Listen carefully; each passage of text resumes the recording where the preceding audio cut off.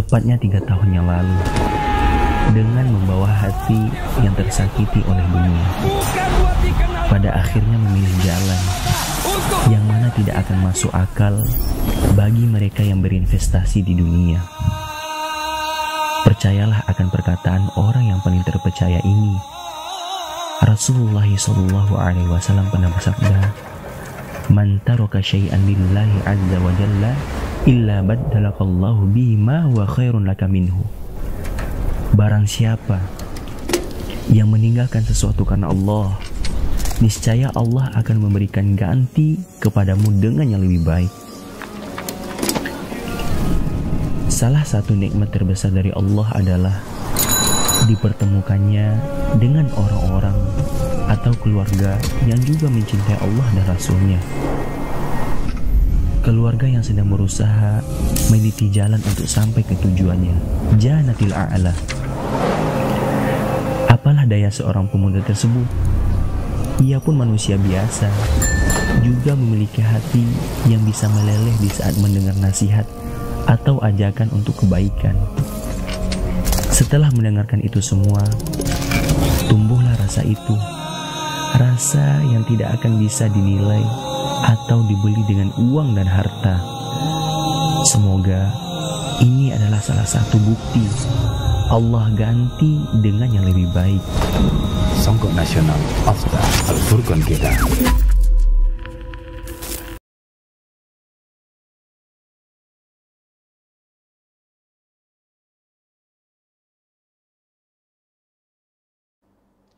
Bismillah, assalamualaikum warahmatullahi wabarakatuh. Alhamdulillah hamdan katsiran thayyiban mubarakan fi kama yuhibbu rabbuna wa yarda. Wassalatu wassalamu ala nabiyyina Muhammad wa ala alihi wa ashabihi wa man tabi'ahum bi ihsan ila yaumiddin wa ba'd.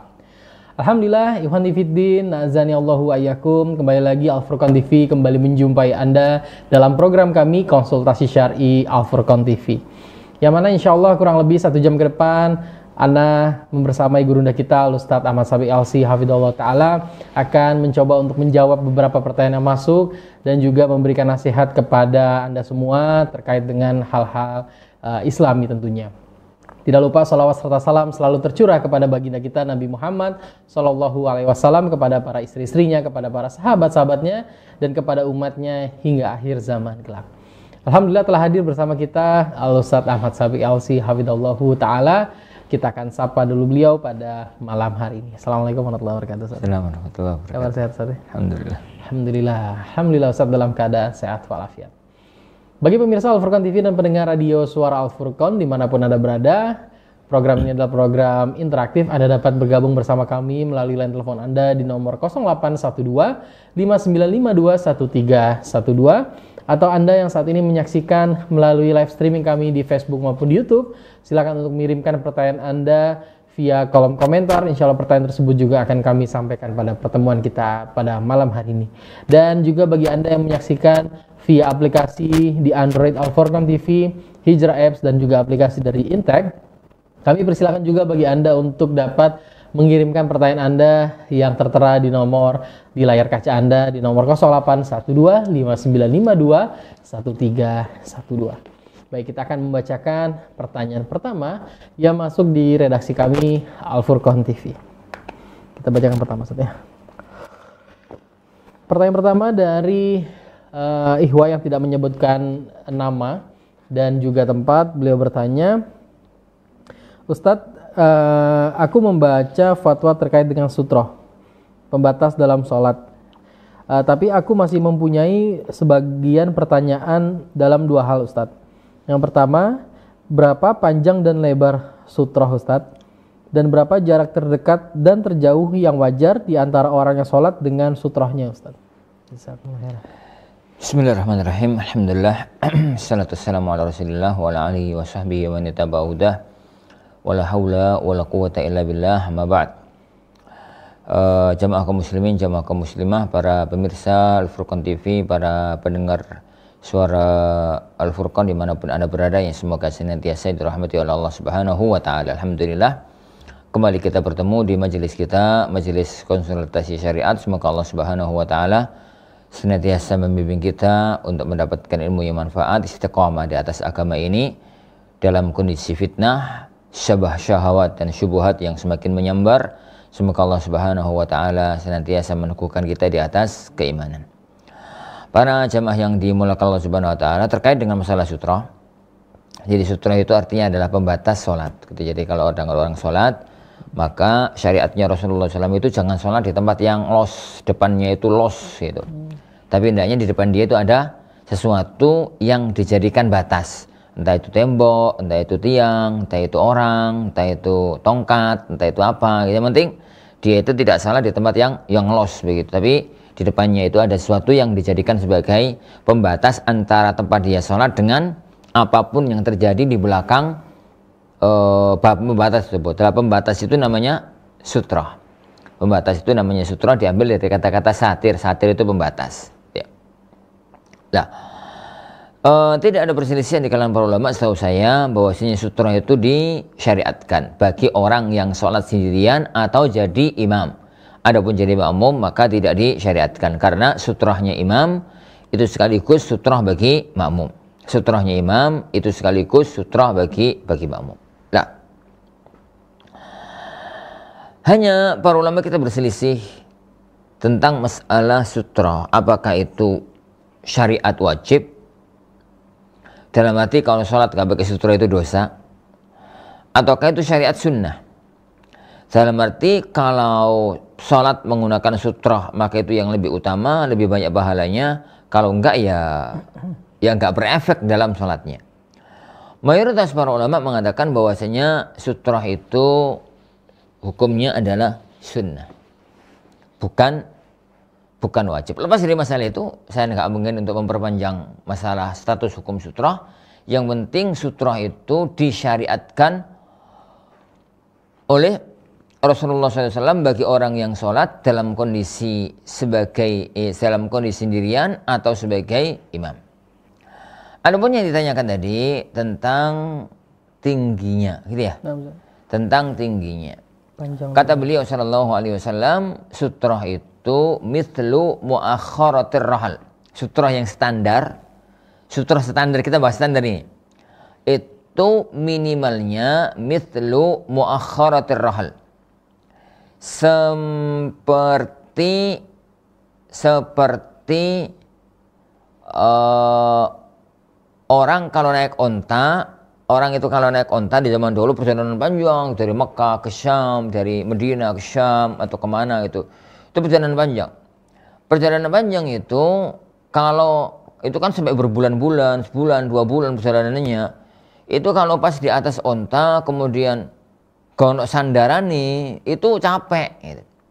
Biar nyaman maka di atas onta itu tempat dia duduk itu ada sandaran belakangnya. Lah, sandaran belakang itu namanya muakharatur rahal. Muakharatur rahal itu biasanya itu sulusai zira. 2/3 zira. 1 zira itu ukuran dari ujung jari sampai siku. Dari ujung jari sini, jari yang paling atas ini ya, tengah, sampai siku itu satu zira. Para ulama rata-rata memprediksi dengan para ulama Syafi'i menyatakan mereka memprediksi dengan 48 cm. Ada yang mengatakan 48, ada yang mengatakan 50, ada yang mengatakan 60, seputar itulah. Tapi pendapat yang kondang di negeri kita mengikuti mazhab Imam Syafi'i rahimahullah taala, 1 zira itu 48. Kalau kita ikuti mazhab ini berarti 48 bagi 3. 48 bagi 3 berapa itu? Kalau 25 kali 3 45. Ya sekitar 26. Benar ya? 26. 26 itu sepertiganya. Itu sulusai, 2/3-nya. Berarti sekitar salah. Ngitungnya salah. 15. Jadi 50 kalau dibagi 3 15. 50 ya berarti 16 itu 48. Benar pas 16 itu kalau sepertiga. Lah ini tuh sulusai 2/3-nya. Kalau 2/3-nya berarti 16 kali 2 sekitar 30-an senti. Sekitar 30-an senti, 30-an, 32 sekitar itulah. Senti itu standar biasanya Rasulullah SAW itu kalau ngambil sutra. Jadi karena sutra itu standarnya adalah muakharatur rahal. Nah, semakin panjang ya nggak ada masalah. Pohon apa itu kadar minimal. Kecuali kalau sudah benar-benar cari sutra yang seukuran itu nggak ada, maka fattaqullaha mastata'tum, bertakwalah kepada Allah semampu kalian dengan sutra yang di bawahnya, yang kurang daripada 2/3 dhira'. Adapun posisi dari orang yang sholat, maka semakin dekat ke sutra semakin bagus. Jadi semakin dekat ke sutra, jadi maka semakin bagus. Gambarnya semakin bagus, ya antara posisi terdekat itu adalah tempat dia berdiri, jadi sampai ke sutrohnya itu hanya cukup untuk sujud. Tok. Makanya beliau Shallallahu Alaihi Wasallam itu biasanya kalau sholat itu antara beliau dengan sutroh itu 3 dhira'. Dhira itu ya sekitar 100 berapa itu? Ya kayak soft kita itulah. 3 dhira' kan sekitar 140-an senti ya. 140-an senti itu untuk softnya orang-orang Arab yang memang cenderung tinggi. Makanya kalau saya mengatakan untuk negeri kita, maka jarak antara dia dengan sutra itu ya soft masjid itu. Soft masjid itu kisarannya ya 120-an senti. Semacam itu posisi normal gitu ya. Kalau terlalu dekat sujudnya gimana? Kalau terlalu jauh ya itu berarti nggak sutra. Kalau terlalu jauh berarti itu nggak sutra. Karena namanya sutra itu adalah posisi yang pembatas antara dia dengan sebelah depannya sutra tersebut. Wallahu a'lam bishawab. Nah, baik Ustaz, jazakumullah khairan atas jawabannya. Kita lanjutkan lagi untuk membacakan pertanyaan yang kedua yang masuk di redaksi kami Al Furqan TV. Dari seorang ikhwat atau akhwat mungkin yang dari seorang akhwat Ustaz yang tidak menyebutkan nama dan juga tempatnya Ustaz. Beliau bertanya, Bismillah, Assalamualaikum Ustaz, izin bertanya, Ana dapat hadiah umroh dari teman Ana. Ana selalu bilang Ana tidak pergi kalau tidak sama suami. Beberapa hari yang lalu teman Ana bilang kalau mau berangkat bulan Februari, Ana disuruh ikut. Nanti suami ditanggung teman Ana. Pembayaran bisa diangsur semampu Ana. Kalau seperti ini hukumnya gimana ya Ustaz? Jazakumullah khairan. Masya Allah. Pertama alhamdulillah itu menunjukkan bahwasanya anti itu orang baik. Masya Allah. Sampai ditawari umroh oleh sahabat, oleh teman, itu jarang-jarang orang yang mendapatkan kemuliaan semacam itu. Mudah-mudahan pertama nanti bisa menjaga kebaikan diri, yang kedua menjaga kebaikan persahabatan, dan semoga teman anti yang memberangkatkan itu mendapatkan keluasan rezeki dari Allah Subhanahu wa taala. Itu yang pertama. Yang kedua, sikap anti itu benar bahwa berangkat umroh itu harus bawa mahram atau suami. Kenapa? Karena safar itu adalah perjalanan ibadah. Umroh itu adalah perjalanan ibadah. Dimaksimalkan, tidak ada pelanggaran syariat. Sedangkan kalau berangkat tanpa mahram itu ada pelanggaran syariat. Karena Rasulullah SAW mengatakan, la tusafirul mar'atu illa ma'adhi mahram. Wanita itu nggak boleh safar kecuali bersama mahramnya atau bersama suaminya. Rasulullah SAW pernah membatalkan keanggotaan salah satu sahabat dalam pasukan jihad gara-gara disuruh nemani istrinya berangkat haji. Sebagaimana dalam Sahih Bukhari, ini beliau sallallahu alaihi wasallam itu pada waktu memberangkatkan pasukan perang, maka ada seorang sahabat itu yang lapor.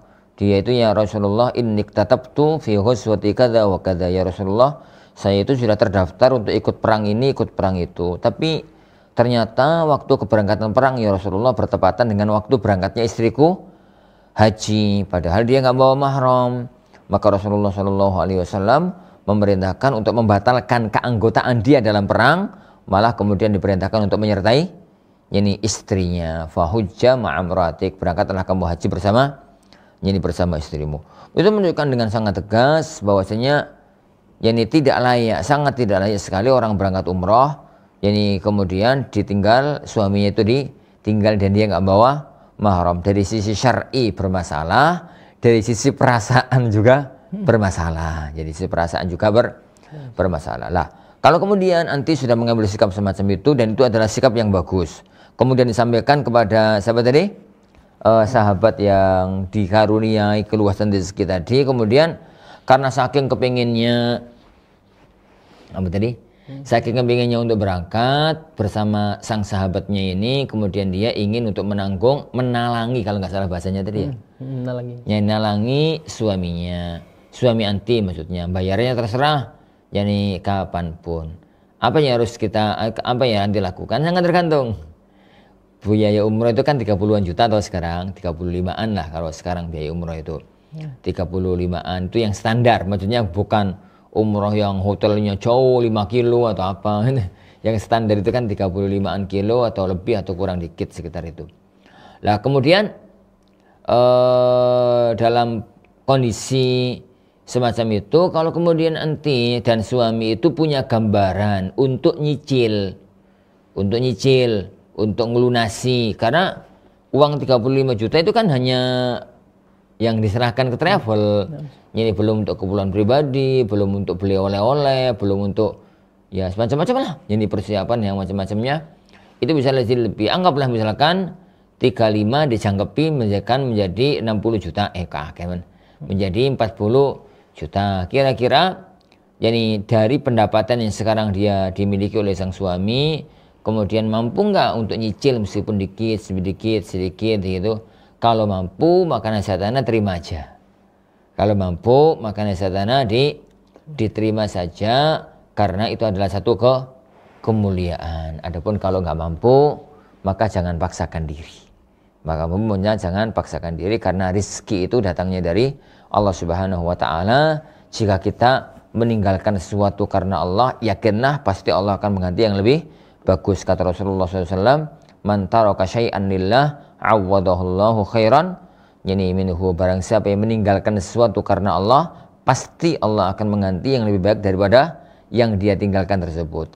Yani yakin akan hal itu, tapi kita nggak pernah tahu yang Allah janjikan itu apa dan bentuknya kayak apa juga kita nggak pernah tahu. Wallahu a'lam bishawab. Nah, baik Ustaz, jazakumullah khairan atas jawabannya. Kami ingatkan kembali bagi pemirsa Al Furqan TV dan pendengar radio Suara Al Furqan dimanapun Anda berada, bagi Anda yang ingin menitipkan pertanyaan Anda via pesan WhatsApp di nomor 081259521312, atau Anda yang saat ini menyaksikan via live streaming kami di YouTube maupun di Facebook, silakan untuk mengirimkan pertanyaan Anda via kolom komentar. Insya Allah pertanyaan tersebut juga akan kami sampaikan di pertemuan kita pada malam hari ini. Baik, sambil menunggu adanya telepon masuk atau ada pertanyaan lain, kami akan lanjut membacakan pertanyaan yang masuk di redaksi kami Al Furqan TV. Dari pertanyaan dari Abdullah Ustadz, namun tidak menyebutkan tempatnya, beliau bertanya, Bismillah, Assalamualaikum warahmatullahi wabarakatuh Ustadz, Ana Abdullah, Afwan izin bertanya di konsultasi keluarga ini Ustadz. Ada kasus misalnya suami istri sudah menikah dan sudah memiliki dua anak putri, dan ternyata mereka ketika sudah memiliki dua anak, ternyata mereka saudara sepersusuan Ustadz. Akhirnya terpaksa pisah. Yang Ana tanyakan bagaimana status nasab si anak perempuan mereka berdua Ustadz? Apakah tetap dinisbatkan kepada bapaknya atau ibunya? Dan juga apakah bapaknya bisa jadi walinya ketika menikah atau tidak Ustadz? Pertama ya ukhti, jadi terima ini sebagai satu garis takdir ya, yang kita itu nggak bisa menghindari dari garis takdir yang Allah tetapkan. Kalau waktu bisa ditarik mundur kembali, ya maunya itu jangan pernah nikah gitu, dengan laki-laki atau dengan suami yang sekarang, karena ternyata adalah saudara sepersusuan. Dan itu salah satu di antara hal yang kepingin Anda ingatkan, supaya ibu-ibu yang nyusukan atau nyusui itu perhatian dengan siapa anaknya disusukan, dan anaknya siapa yang dia susui. Kalau memang sudah jadi anaknya, maka segera dikasih tahukan kepada keluarga besar, Fulan ibnu Fulan itu anakku. Gambarannya yang sering terjadi kalau di kampung-kampung itu kan begini. Jadi ibu A misalkan itu punya anak, ibu A itu punya anak. Kemudian dia suatu hari itu sibuk, lalu dia sibuk kemana lah, ke pasar atau kemana gitu. Lah dia kalau bawa anak bayinya itu kasihan karena pasarnya agak jauh, akhirnya dititipkan sama tonggoni.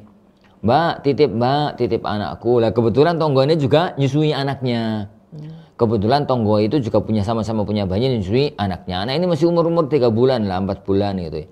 Mbak, titip mbak, anakku saya mau ke pasar, paling 3 jam, 4 jam sudah pulang. Oke, gitu, taruh aja anaknya. Lah kan ngelak anaknya itu nangis, haus gitu. Akhirnya sama ibu tetangga yang anggaplah namanya B itu disusui, kenyang, tidur gitu ya. Itu kalau terjadi cuma sekali nggak ada masalah, tapi kan kadang-kadang tinggalin sawah, disusui, dititipkan tonggo, tinggal kemana. Kalau sudah 5 kali disusui, bukan 5 kali titip loh ya, bisa jadi sekali titip itu nyusuinya 2 kali. Kan titipnya dari 3 jam, titipnya 3 jam atau 4 jam, 3 jam 4 jam kadang-kadang nyusu itu ya bisa jadi sampai 2 kali. Jadi kalau semacam itu, kalau sudah 5 kali nyusui dan 1 kali nyusui itu hitungannya anak itu kepingin minum air susu ibunya, ibu tonggo itu minum air susu ibu itu, kemudian disusui oleh tetangganya dan dia itu kenyang. Tanda kenyangnya, karena bayi kan nggak bisa ditanya kenyang apa enggak.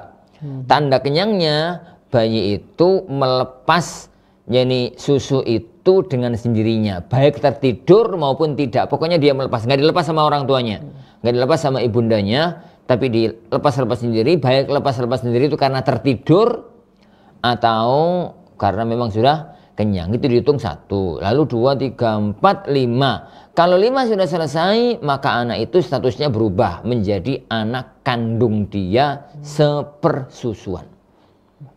Anak sepersusuan. Nah, dalam kondisi itu maka segera harus diproklamirkan.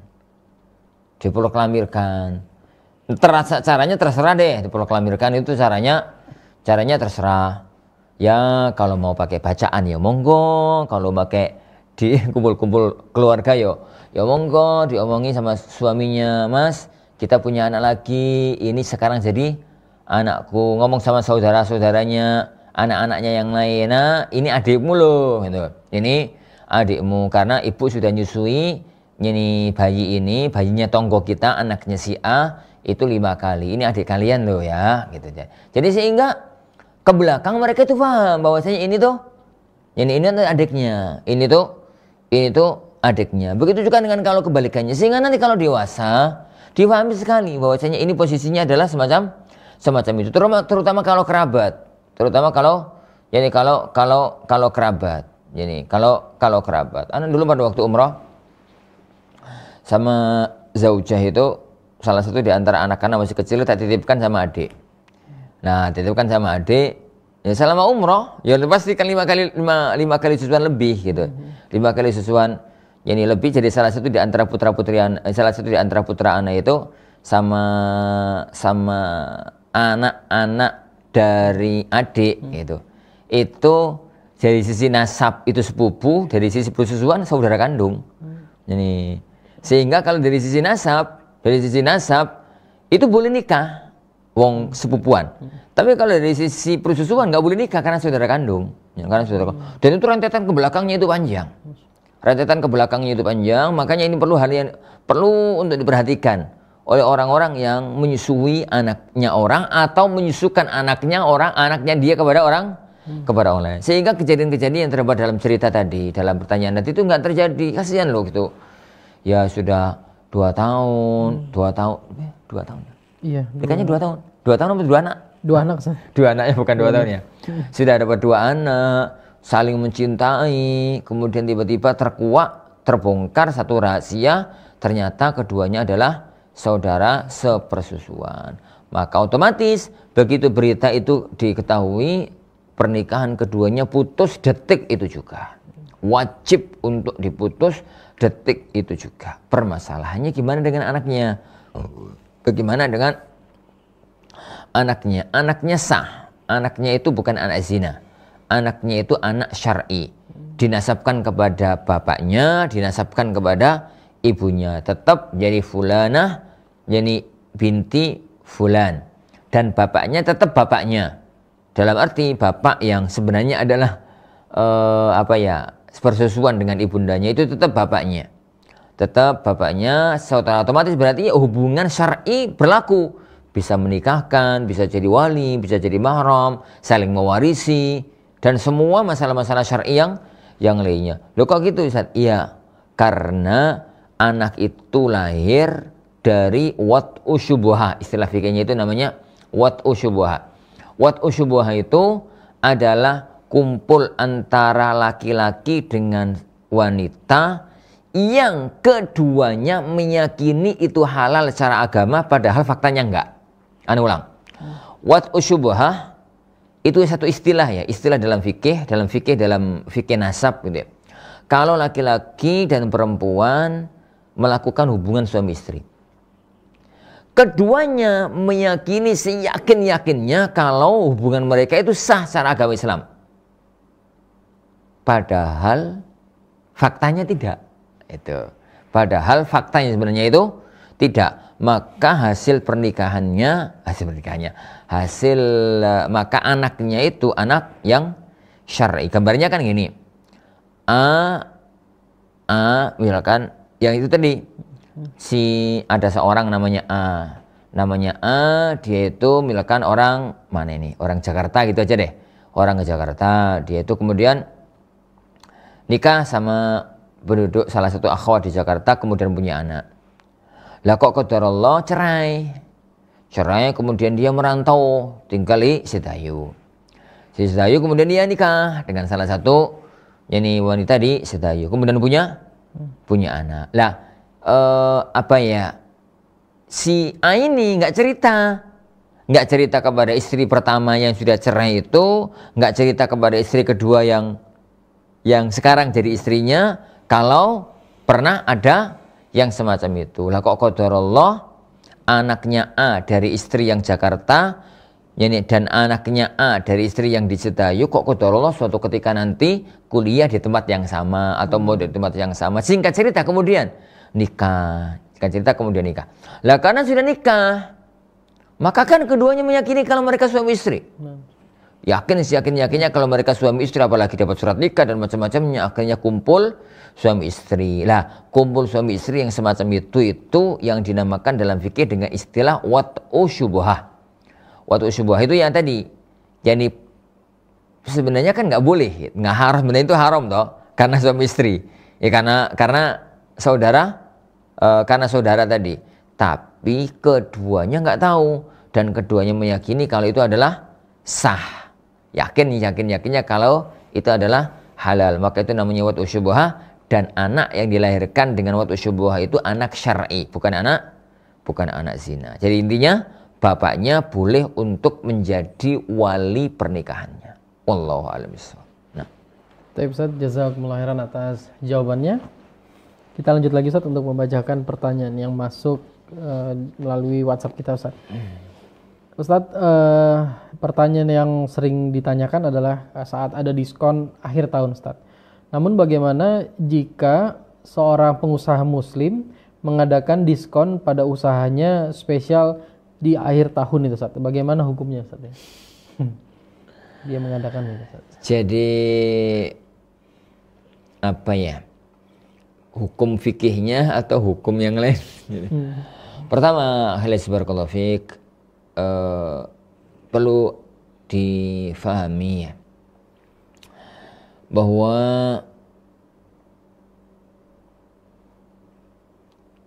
perayaan akhir tahun menyambut awal baru itu bukan dari bagian agama kita. Itu bukan dari bagian agama kita. Jadi asal muasalnya itu dari adat istiadat orang-orang barat. Adat istiadat orang-orang kafir gitu ya. Sehingga tidak bisa diingkari bahwa yang semacam itu masuk dalam tasyabuh, dalam menyerupai perbuatan orang-orang yang kafir. Dari titik itu, mau acaranya kayak apapun, maka nuansanya tetap tasyabuh. Lah tinggal tatkala dia itu melakukan acara itu acaranya modelnya kayak apa. Bisa jadi acaranya itu sampai haram. Ya acara konser, ya acara macam-macam itu yang biasa terjadi. Atau acaranya itu halal-halal aja. Acaranya itu halal-halal aja, gambaran malam tahun baru, misalkan begitu, kemudian ngumpul-ngumpul karo tonggo, ngumpul-ngumpul karo posak gang, masak-masak sate, masak-masak apa, itu kan acaranya halal.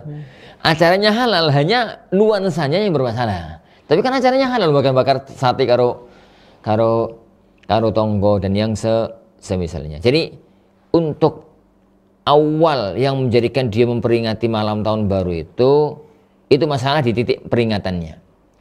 Tapi untuk konten acaranya kita nggak bisa mengukur rata. Itu tergantung acara per acara, kondisi per kondisi. Jadi kalau sampai misalkan ngadakan pengajian, misalkan begitu ya, ya dari sisi acaranya sih nggak ada masalah. Tapi kan masalahnya bungkusnya itu yang bermasalah. Bungkusnya adalah bungkus yang semacam ini, bungkusnya itu yang semacam itulah. Berkaitan dengan pertanyaan tadi, kalau sebenarnya dia ngadakan diskon, sah-sah aja dong ngadakan diskon. Ngadakan diskon, orang dagang ngadakan diskon, momen-momen tertentu ngadakan diskon. Dia pas mendapatkan kesenangan, anaknya lulus ujian, atau atasnya atau putrinya, anaknya misalkan dapat jodoh atau apalah, seneng gitu lah. Kemudian dia ungkapkan dengan membuat diskon di tokonya, sah saja. Untuk urusan buat diskon itu kan sah saja. Lihat tinggal kenapanya kok dibuat diskon, itu kan melihat pada kondisi yang itu. Di titik diskonnya itu nggak masalah. Makanya kalau saya ditanya dengan pertanyaan kebalik, bagaimana memanfaatkan diskon yang merebak di hari-hari ini, gitu ya? Ya dimanfaatkan aja, wong kita nggak ada urusannya dengan tahun baru kok. Kita hanya memanfaatkan ada orang jual murah, ya sudah beli aja. Kalau memang mau untuk membeli barang-barang dengan kualitas atau dengan kondisi yang seperti yang sekarang ini. Jadi kalau nasihat anak, kalau mau buat diskon, sebaiknya agak-agak diundur dikit lah, gitu ya. Biar tidak ada nuansa demi memperingati tahun baru. Demi untuk memperingati tahun baru yang semacam ini. Meskipun kalau dikatakan itu terlarangnya dari titik bungkusnya itu, bukan dari titik diskonnya itu. Wallahu a'lam bishawab. Nah, baik, jazakumullah khairan Ustaz atas jawabannya. Kita lanjut lagi Ustaz untuk membacakan pertanyaan yang selanjutnya Ustaz. Iya.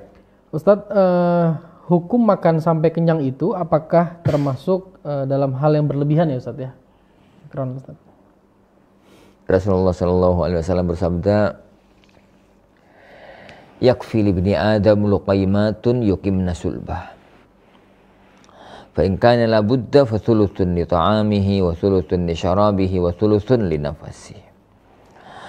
Kata beliau sallallahu alaihi wa alihi wasallam, sebenarnya ini urusan makan cukup loh orang itu, sepenting ada 1-2 suap, yang penting bisa hidup. Gitu. Bahasa kita itu yukim nasulba, itu menegakkan tulang punggungnya, yang penting bisa hidup lah. Gak sampai kelaparan, gak sampai menyiksa diri, gak sampai mendolimi diri. Nah, itu malah dolim kalau semacam itu. Jadi dengan alasan Rasulullah mengatakan yakfi li ibni adam luqaymatun, beberapa suap makanan ringan gitu. Kemudian sampai lemes gitu ya. Padahal ada makanan di rumah, ada uang, tapi karena dia praktek memahami hadis itu dengan praktek yang salah, akhirnya sampai mendolimi diri sendiri. Dan itu nggak boleh. Dan itu nggak boleh. Lah, tapi kemudian Rasulullah melanjutkan. Kalau kemudian ada orang itu makan dikit itu nggak bisa, ya sudah, nggak apa-apa makan banyak. Nggak apa-apa makan yang agak banyak. Tapi ingat, kalau makan yang agak banyak itu jangan sampai makanan minuman itu memenuhi rongga perut. Gitu.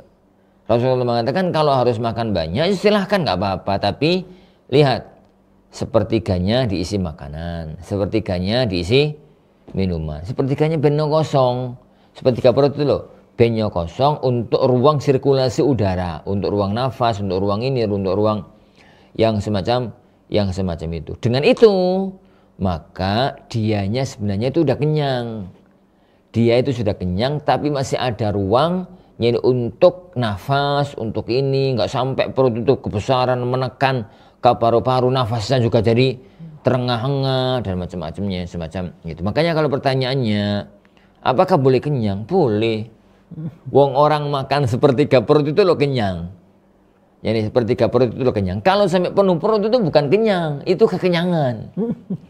Kalau sampai penuh itu sampai menggem-menggem semacam itu tuh bukan kenyang, itu tuh namanya berlebihan, terlalu kenyang. Akhirnya berdiri repot semua, gerak repot semua dan macam-macam. Makanya perhatikan ya ikhwah ya akhwati, posisi makan yang dianjurkan Rasulullah itu kan posisi makan dalam kondisi perut itu ketekuk. Rasulullah itu melarang makan sambil rebahan.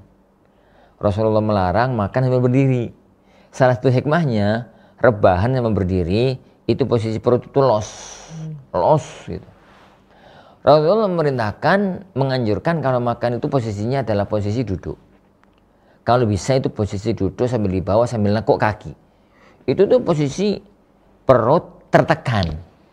Sehingga tatkala dia makan sepertiganya perut itu sebenarnya merasa sudah penuh, begitu dia berdiri ternyata masih ada longgarnya. Nah, adapun kalau dibalik, makan sambil berdiri. Setelah makan sambil berdiri terus perutnya itu dipenuhi. Penuh pol makan dan minuman. Lalu dia itu harus duduk. Itu mau muntah itu rasanya. Karena terlalu banyak. Makanya kalau pertanyaannya, boleh nggak kenyang? Boleh. Jadi kenyang itu boleh. Kalau sekedar kenyang itu boleh. Yang terlarang itu berlebihan. Ini berlebih-lebihan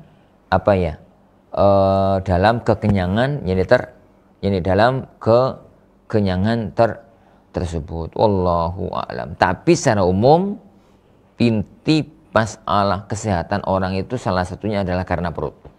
Kalau perutnya itu bisa dikendalikan, maka insya Allah Subhanahu wa ta'ala banyak faktor kesehatan yang bisa didapatkan dari itu. Wallahu a'lam. Baik Ustaz, jazakumullah khairan atas jawabannya. Kami ingatkan lagi bagi pemirsa Al-Furqan TV dan pendengar radio suara Al-Furqan dimanapun Anda berada, Anda dapat mengirimkan pertanyaan Anda via pesan WhatsApp di nomor 081259521312, atau Anda yang saat ini menyaksikan via live streaming kami di Facebook maupun di YouTube, silakan untuk mengirimkan pertanyaan Anda via kolom komentar. Insya Allah pertanyaan tersebut juga akan kami sampaikan pada pertemuan kita pada malam hari ini kepada Ustadz Ahmad Sabiq Al-Si Hafidhallahu Ta'ala. Baik, kita akan melanjutkan lagi untuk membacakan pertanyaan selanjutnya yang masuk di redaksi kami, Ustadz. Ustadz, bagaimana hukum menggugurkan janin pada bulan-bulan pertama, Ustadz? Sepertiga, tutup kurung dia. Sepertiga. Apa hukum menggugurkan janin pada bulan-bulan pertama? Anda nggak tahu maksudnya apa sepertiga ini, Ustadz? Sebelum ditiupkan ruh di dalamnya, Ustadz. Jazakumullah khairan, Ustadz. Pertama ya akhi, kenapa kok sampai ada pertanyaan aneh kayak gitu? Wong anak itu anugerah. Kenapa sampai ada pikiran pertanyaan menggugurkan kandungan? Ala kulin saya nggak tahu ya. Ini motifnya apa?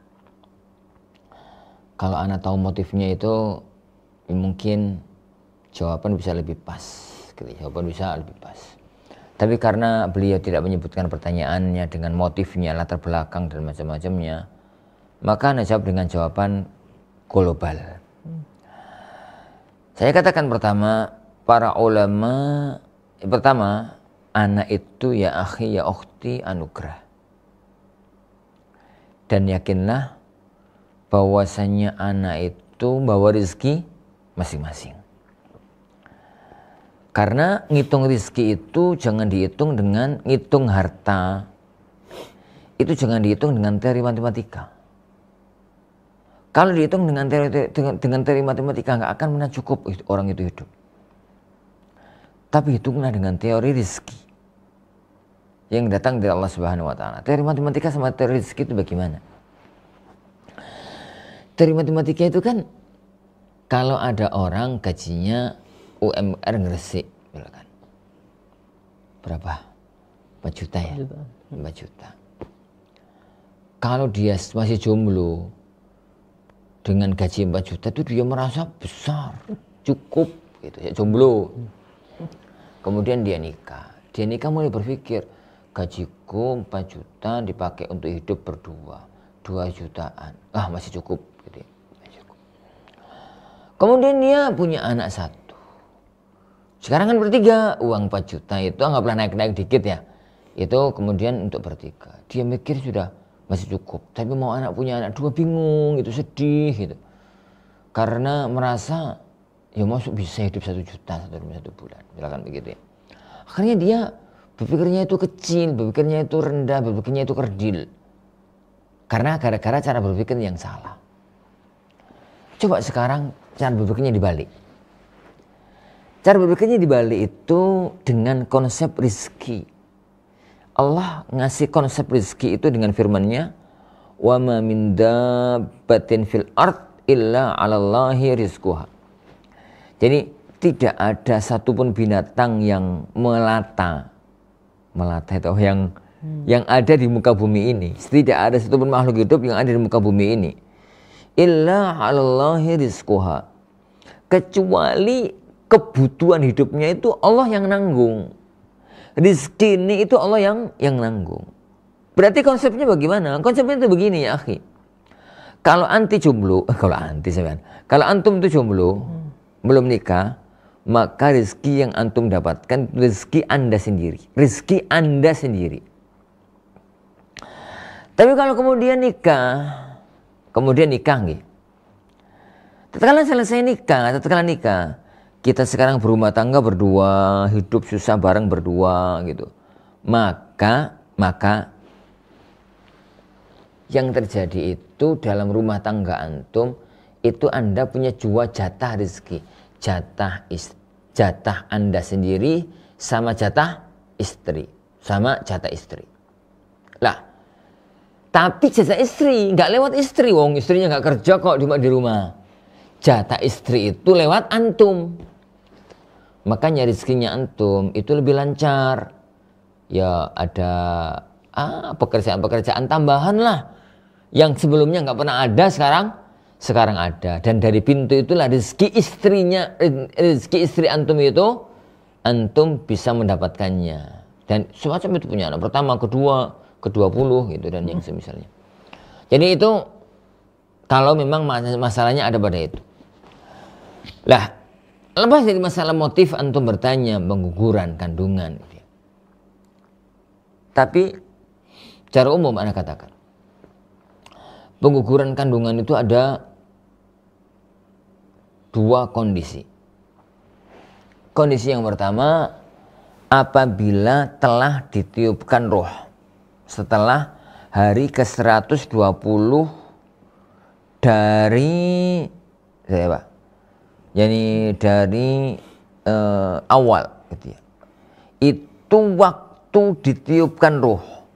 Apabila sudah ditiupkan roh, maka janin yang dalam perut itu sudah manusia. Karena dia sudah manusia, maka haram untuk digugurkan alasan apapun. Karena dia manusia. Hukumnya adalah membunuh manusia. Belum keluar Ustaz. Iya, tapi dia sudah punya nyawa. Gitu. Adapun yang kedua adalah menggugurkan kandungan sebelum ditiupkan roh. Sebelum ditiupkan roh pada janin tersebut. Dia belum manusia, tapi calon manusia. Di titik ini memang ada sedikit perbincangan di kalangan para ulama antara boleh dan tidaknya. Secara pribadi Anda mengatakan tetap nggak boleh, tetap haram. Kenapa? Karena dia itu meskipun belum manusia, dia kan calon. Jadi calon manusia. Seandainya dia dibiarkan aja beberapa waktu, dia itu akan menjadi manusia. Dia itu akan menjadi manusia. Begitu. Maka nggak boleh untuk menggugurkan kandungan dalam kondisi kandungan sudah jalan, meskipun itu belum ditiupkan roh. Karena efeknya adalah ada calon manusia yang nggak jadi terlahir. Allah. Nah. Ustaz, jazakumullah khairan atas jawabannya. Izinkan mungkin satu pertanyaan lagi Ustaz untuk kita bacakan karena sudah menunjukkan hampir pukul 9 Ustaz ya. Ya. Baik. Baik, pertanyaan selanjutnya Ustaz.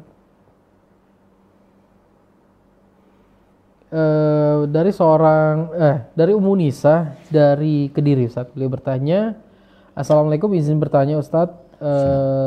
Kedua orang tua Ana sudah meninggal setahun yang lalu. Sampai saat ini harta waris keluarga belum terselesaikan.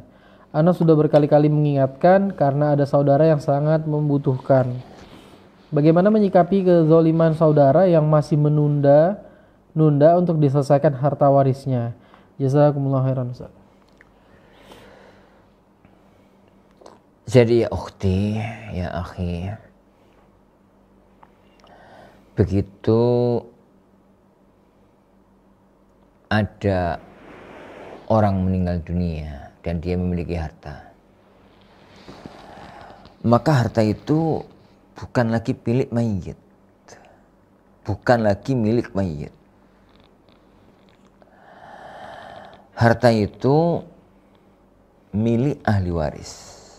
Secara otomatis begitu orang meninggal dunia, maka harta jatuh ke tangan ahli waris.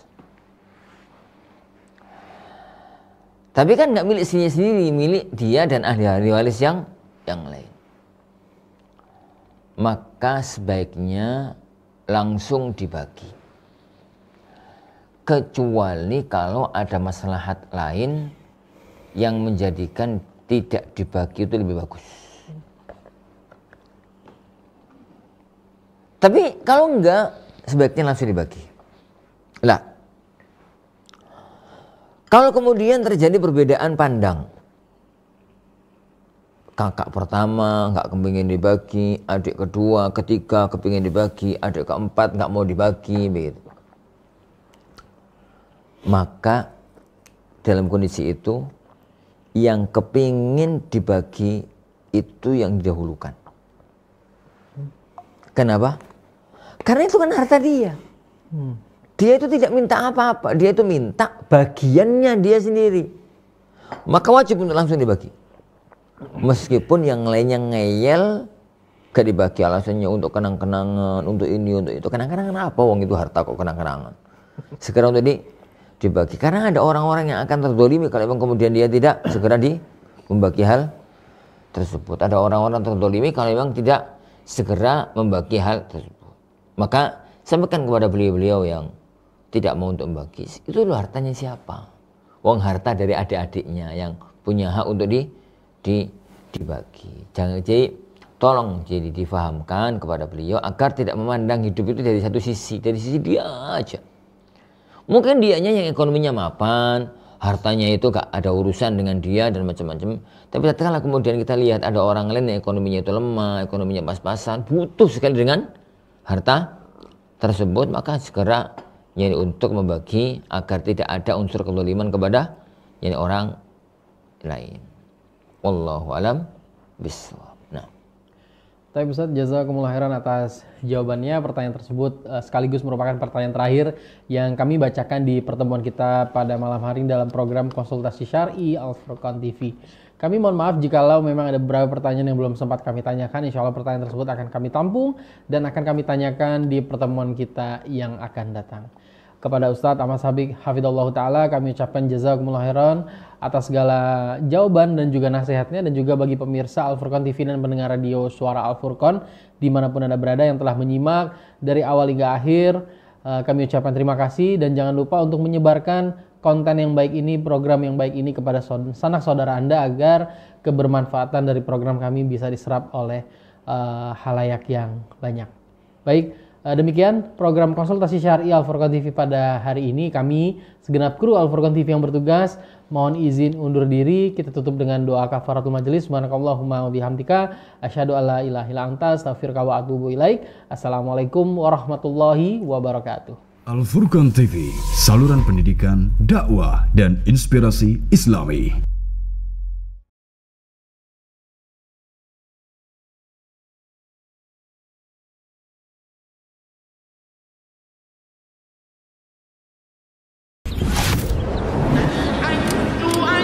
Susah dan senang itu sudah jadi bagian dari kehidupan.